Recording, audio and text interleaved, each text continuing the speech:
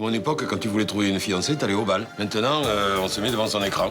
Vous avez fait des rencontres? J'ai rencontré 2 femmes. Et alors? J'aurais mieux fait de rester chez moi. Il n'y aura pas de prochaine fois, j'abandonne. Et vous? Vous avez fait des ravages? En fait, c'est mon premier lapin. Bah disons qu'elle savait qu'elle avait rendez-vous avec un homme et qu'elle savait pas que c'était toi. Et de quoi tu te mêles, là? Écoute, j'ai pas pu me résoudre à interrompre ton abonnement et j'ai essayé une dernière fois, moi. Autrefois, j'ai eu une liaison avec une certaine Sylvie Carlier. Cette histoire. Pourquoi?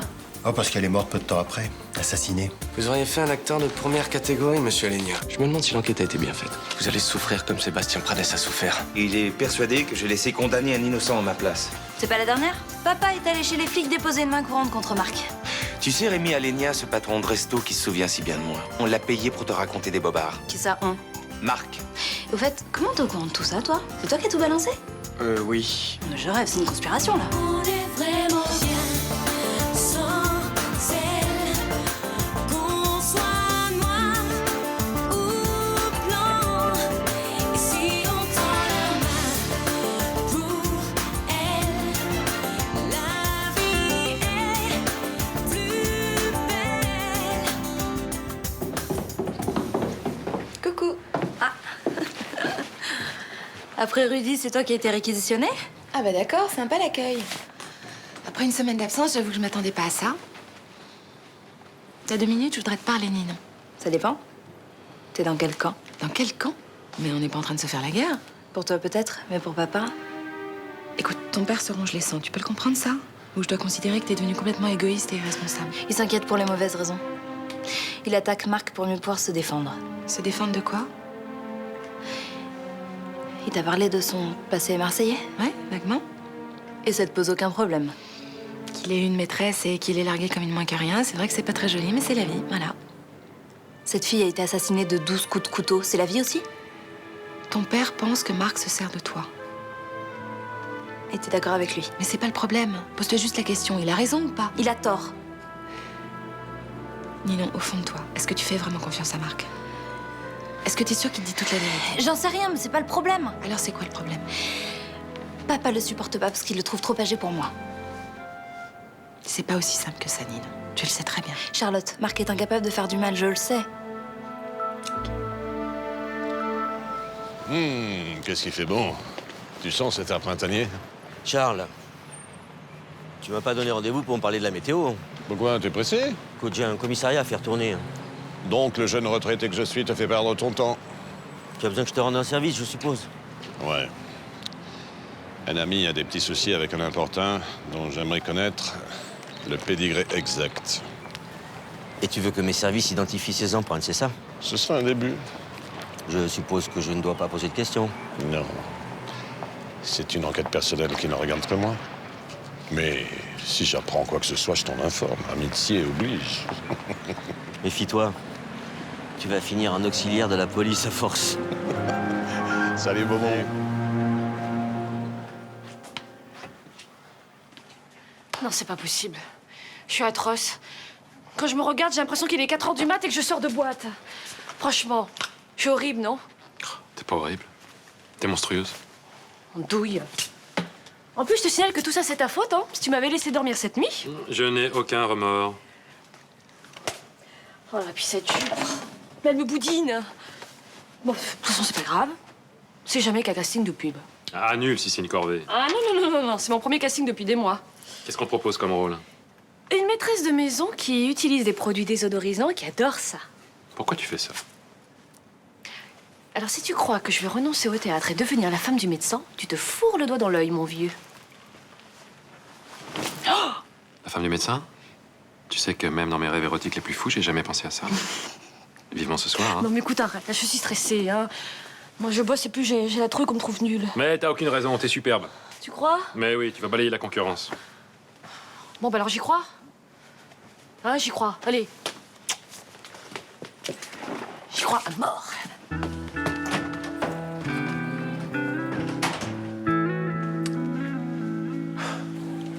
Bon, tu laisses tout ça? Je vais m'en occuper. Va plutôt te préparer pour ton rendez-vous. Ouais, c'est ça. Pour tomber sur une cinglée de plus. Eh ben, merci bien. Hein. Écoute, y a pas plus de cinglés dans la vie que sur le net. Tiens, regarde la manucure. Elle te déplaisait pas. Eh ben, t'as même pas été capable de lui demander son numéro de téléphone. Ah non? Eh ben, c'est foutu. Je lui ai laissé un mail sur le site de rencontre. Elle a même pas répondu. Alors, Bon, bah, la meilleure solution, c'est de passer à autre chose. Ouais, il a raison. Les filles, faut en rencontrer plein avant que ça marche. Ou alors, faut faire le pitbull. Tu vois, un pitbull, comme ça, jamais lâcher le morceau. ah oui. Toi, tu t'y connais en femme. Hein? Non, en femme, non. Mais en râteau, je commence à devenir un spécialiste. Ouais. Bon, alors aujourd'hui, tu as rendez-vous avec une certaine Laetitia. Elle a l'air plutôt sympa et pas chicheteuse. Laetitia, ah ben, ça promet. Enfin, c'est un prénom de jeunette, ça. Ouais, c'est surtout un prénom d'emmerdeuse. J'en ai une dans ma classe. Bon, alors tu vas te préparer, là? Ah, puis tu oublieras pas de lui acheter une fougasse. Fougasse, c'est pourquoi faire? Bah, je sais pas, c'est la gentille Laetitia qui a demandé ça pour te reconnaître parmi les promeneurs du parc. Je te dis, une fada. Ou une boulangère. Salut, papy. Bonjour, ma belle. Bon, attends, tu te magnes? Je t'attends, là. On va être en retard en cours. Ouais, j'arrive. Avec Johanna, j'ai choisi la stratégie pitbull.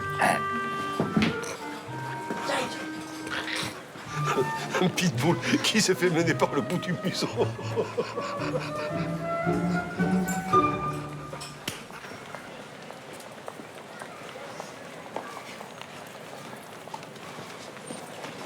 Fatigue pas, va. Si c'est pour me dire que t'es désolé ou que t'as rien fait, je veux même pas t'entendre. Une seconde, tu sais même pas ce que j'ai à te dire, là. Vas-y, je t'écoute. Je comprends que tu sois furax après moi. Je voulais te protéger, c'est tout. De qui, de Marc? T'as raison, il est dangereux. Je serais bien plus en sécurité dans tes bras. Mais mélange pas tout, y a pas question de ça, là. Là-dessus, on est bien d'accord. Il est pas question qu'on se remette ensemble. J'avais compris. Merci. Qu'est-ce qui me fait le plus mal?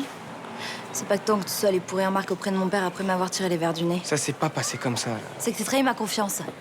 Et moi, comme une conne, je pensais que tu pouvais avoir l'amitié pour moi, mais t'es comme les autres. C'est pas l'amitié que tu cherches chez une nana. Et Marc? Hein, qu'est-ce qu'il cherche vraiment chez toi? Tu t'es déjà posé la question? Tu veux vraiment le savoir? Ok. Je voulais l'empêcher de te faire du mal. T'es comme mon père, hein. Il t'a bien lavé le cerveau. Ça t'arrange bien de penser ça. Sauf que Marc Vernet est bien loin d'être un mec clair, et ça, tu le sais aussi bien que moi.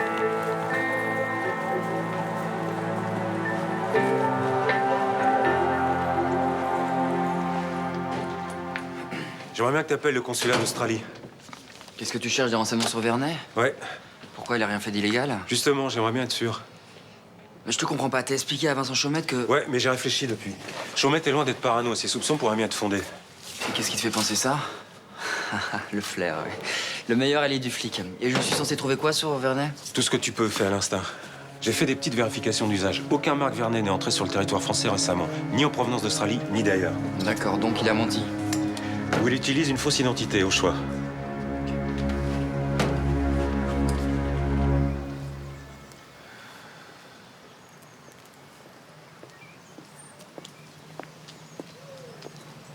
Mais c'est mon patron de bistrot. Vous ne me reconnaissez pas? Anne et le lapin dans votre bar. Si, bien sûr que je vous reconnais. Comment allez-vous? Oh, mieux que la dernière fois. Quand je pense à ce goujat qui m'a dérangé pour rien, il y a de ces tordus sur Terre, je vous le dis. Mais je vais vous laisser, je vois que vous attendez quelqu'un. Ah non, non, moi, pas du tout, pas du tout. Menteur, vous sentez l'eau de Cologne à plein nez. Rendez-vous Internet, peut-être? Non, non, mais puisque je vous dis que j'attends personne, hein, voilà, je me promenais parce que ça me fait pas de mal de sortir du bar. Voilà. C'est vrai que vous avez l'air un peu stressé. Donc, vous êtes du genre à traverser Marseille pour acheter du bon pain, à ce que je vois. Comment ça? Bah, Non, ça c'est pour les moineaux. de la fougasse à des moineaux.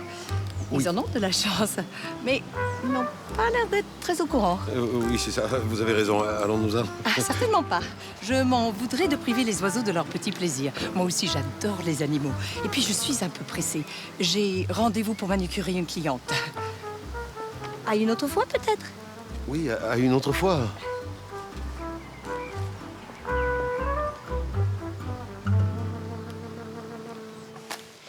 J'ai essayé de créer l'événement autour de l'ouverture du cabinet médical. Ils étaient une petite poignée. Faites lucide avec votre campagne. Hein. La mayonnaise ne prend pas.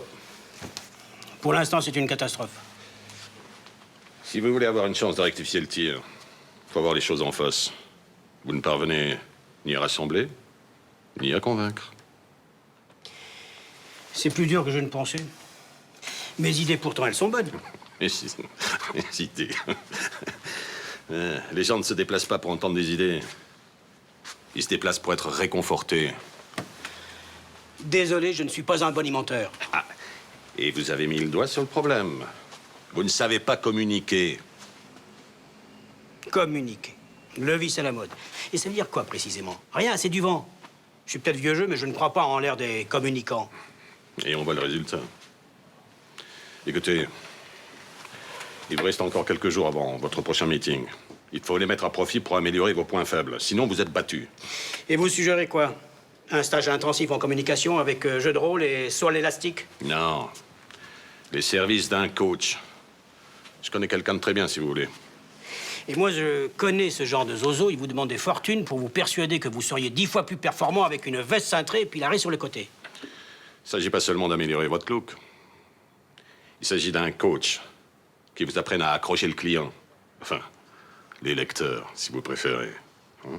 Tous les hommes politiques en ont un, vous le savez bien. Grand bien leur face.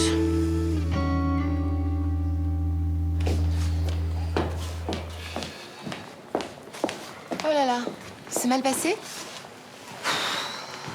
La cata. Il y avait que des mannequins, genre 1m80, 45 kilos. À côté, j'avais l'impression d'être une naine obèse. Ils cherchaient pas une vraie comédienne? Ouais, non, de toute façon, c'est toujours pareil dans les castings de pub. Ils se racontent qu'ils veulent une actrice et puis 9 fois sur 10, ça finit avec un mannequin pré-ado. Ah, il faut croire qu'une belle plante comme toi, c'est pas vendeur. Hein. C'est sûr, je fais plus recette. Merci de me remonter le moral. Arrête, Luna. De toute façon, ton métier, c'est pas actrice de pub, c'est comédienne. Une comédienne, c'est quelqu'un qui joue. T'étais sur scène cet hiver, non? Oui, mais par accident. Et puis 2 semaines de boulot sur une année, hein, c'est pathétique. Ouais, effectivement. Merci. Bon, ma chérie, je resterai bien avec toi, mais je dois te laisser la boutique 2 heures. Faut que je passe aux impôts. Vas-y, vas-y. Au liqueur? Je vais réfléchir à ma carrière fantôme.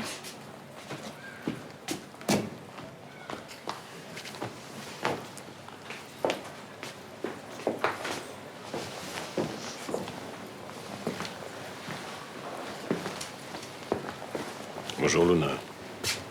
Vous tombez mal. Quand vous saurez pourquoi je suis venu vous voir, vous changerez d'avis. Il faudrait que ce soit la nouvelle du siècle. Je n'irai pas jusque-là. C'est une proposition qui va vous permettre d'échapper à cet emploi de boutiquière.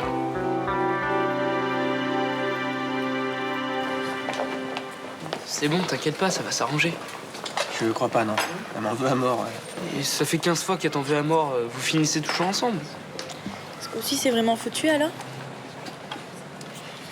Quand je pense que j'étais assez débile pour préparer un plan aussi foireux. Ça, c'est vrai qu'il était vraiment naze, ton plan.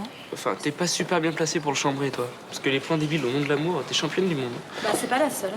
Je pourrais en dire autant, moi. Tiens, mais là, tu peux me faire un petit crème, s'il te Et plaît? Malik, il a pas battu des records, peut-être? Il a quand même pris l'avion jusqu'à La Réunion sans même savoir si je voulais de lui, hein.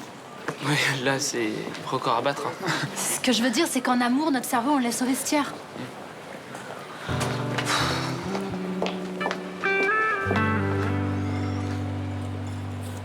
Coach en communication? Oui. Pour Picmal, en plus? Non, mais c'est une blague. Pas du tout. En public, il est mauvais. Il a besoin d'être pris en main par un professionnel. Ah, mais moi, je suis professionnelle de rien du tout. Et puis surtout pas en conseil pour politicard. Ah, mais je vous demande pas de lui trouver un programme électoral, non. Non, dans un premier temps, vous travaillez son look. Ensuite, vous essayez de lui faire comprendre comment se comporter en public. OK? J'ai jamais fait ça, moi. Hein. Vous en êtes parfaitement capable. J'en suis sûr. Vous pensiez que j'étais assez bonne actrice pour jouer la dame aux camélias et ça s'est jamais fait. C'est mon passé qui a fait capoter le projet. Pas votre talent. Non, mais j'ai besoin d'y réfléchir. Hein. Vous voulez ma réponse quand? Prenez votre temps, réfléchissez, et vous me dites ça, disons, dans 1 heure.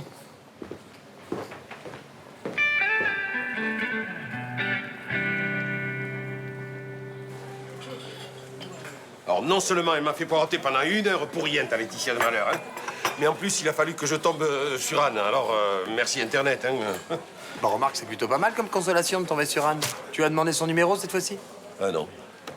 Ah, j'y crois pas, là. Ben, j'aurais voulu t'y voir, toi. Hein. J'étais là comme un couillon avec ma fougasse dans les mains, en train de guetter l'arrivée de l'autre. Ah, peut-être qu'elle a l'habitude de se promener dans ce parc, ta manucure. Si t'as envie de la revoir, va t'à qu'à y retourner. Non, non, non, moi c'est terminé. Hein. Anne, Laetitia, terminé. Je veux plus voir personne. Je veux qu'on me foute la paix, d'accord? Voilà. Ouh, ça n'a pas l'air d'aller, vous. Ah, si. C'est pas marrant, les lapins, hein?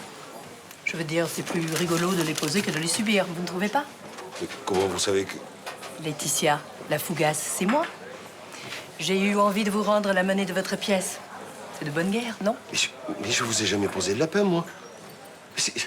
C'est mon fils qui a organisé le rendez-vous ici sans me le dire. C'est vrai, il voulait plus entendre parler d'Internet, alors j'ai un petit peu forcé le destin, voilà. Et pourquoi vous ne me l'aviez pas expliqué dans votre mail? Mais parce que j'ai été à l'essentiel. Bon, le lapin, je vous l'avais posé. Alors, plus j'essayais de m'expliquer, plus j'étais couillon. Bon, bref, je me suis dit qu'on s'expliquerait de vive voix, voilà. Et si on reprenait tout à zéro? Je m'appelle Anne Bocara et j'aimerais qu'on fasse plus ample connaissance. Roland Marcy. Père du grand crétin, là. Hein?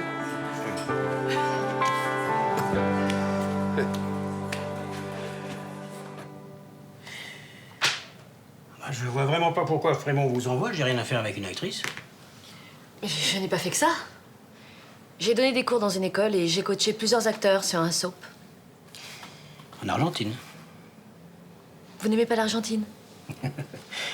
Non, excusez-moi, c'est pas vos compétences que je remets en cause. C'est tout simplement, c'est que je... En fait, je crois pas à ces méthodes. Bah, c'est dommage.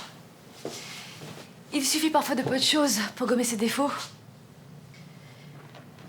Ça vaudrait le coup d'essayer, non? Non, merci, ça m'intéresse pas. Bah, finalement, moi non plus. Trop de boulot. Pardon? Oui, j'ai assisté à votre intervention hier. C'était nul. Vous êtes redondant. Vous essayez d'être drôle et pas toujours convaincant. C'est tout? Non. Vous avez un look de loser. Et puis alors, votre moustache, là, c'est complètement has-been. Allez, au revoir. Mademoiselle Thérèse, attendez.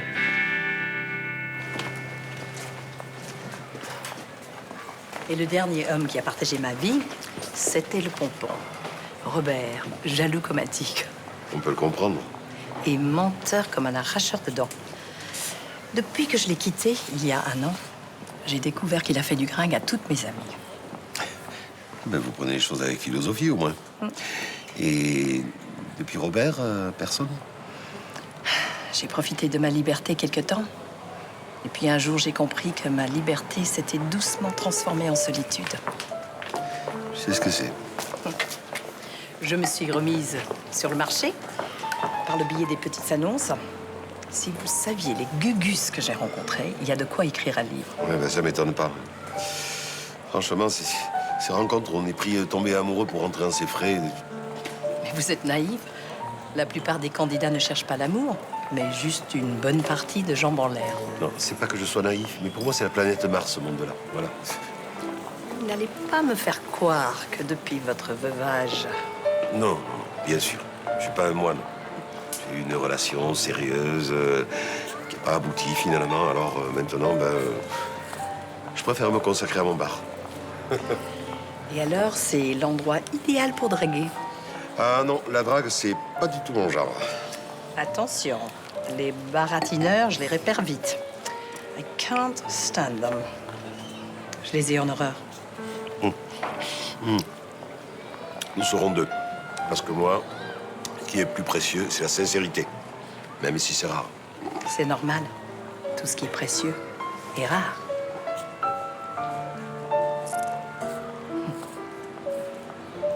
Je suis désolée pour tout à l'heure, hein. J'y étais un peu fort, non? Non.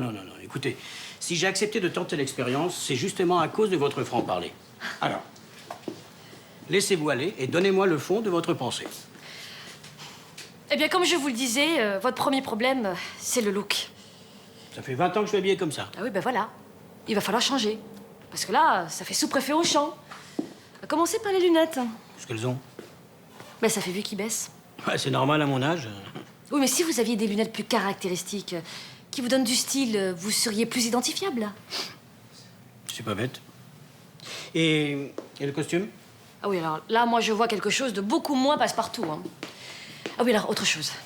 Si vous voulez rajeunir, va falloir me virer cette moustache. Hein. Ah non, pas la moustache. Ah bah si. Ah non, je couperai pas la moustache. Non, je trouve ça très rassurant pour mon électorat quinquagénaire. Oui, bon, bah à la rigueur, vous laissez pousser le bouc. C'est plus moderne. Non, je trouve que ça fait vieux beau. Oui, bon, enfin, comme vous voulez. Hein. Ah oui. Votre attitude en public.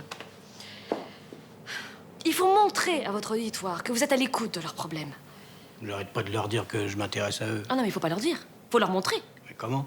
En les regardant, par exemple. Tenez. Vous prenez un spectateur, vous vous adressez à lui. Et vous le regardez les yeux dans les yeux. Puis après, vous en prenez un autre. Mais alors attention. Pas simplement les spectateurs du premier rang. Il faut penser à ceux du fond, parce que eux aussi, ils sont venus pour vous écouter. C'est faisable, c'est faisable. Comme ça, vous leur montrez que vous n'avez pas peur d'eux, que vous êtes comme eux. Parce que dans la vie, finalement, on se regarde dans les yeux quand on se parle.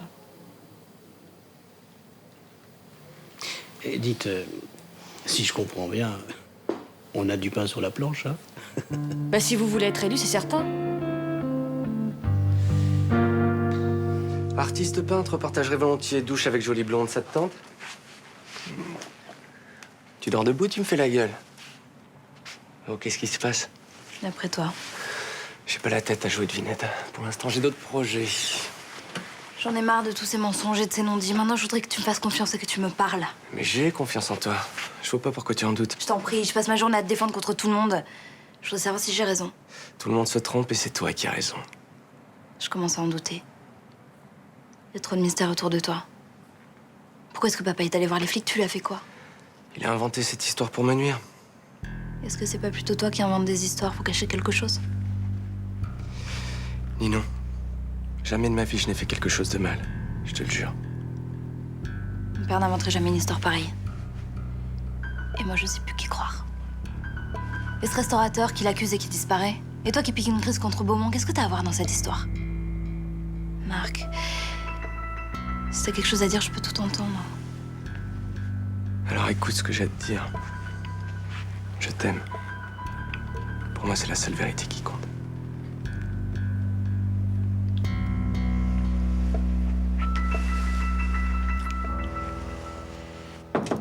Entrez.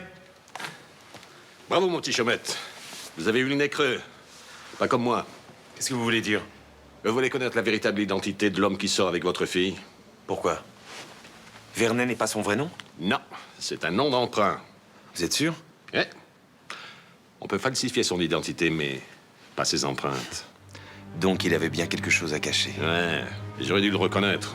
Je suis impardonnable. Mais il a tellement changé que le bistouri a dû passer par là. Et qui est-ce? Un revenant. Tout le monde le croyait mort. Sébastien Prades. L'assassin de Sylvie Carlier?